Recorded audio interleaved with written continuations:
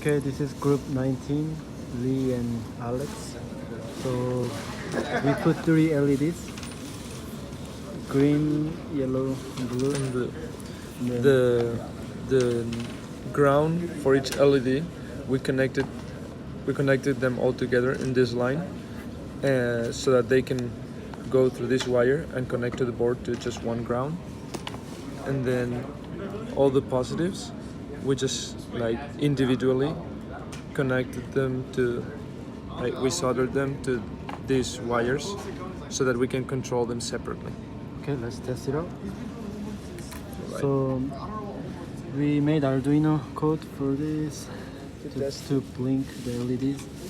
So it's gonna be pin 11, 12, 13. So he's connecting it to pin 11, 12, 13. Okay, let's see if it works.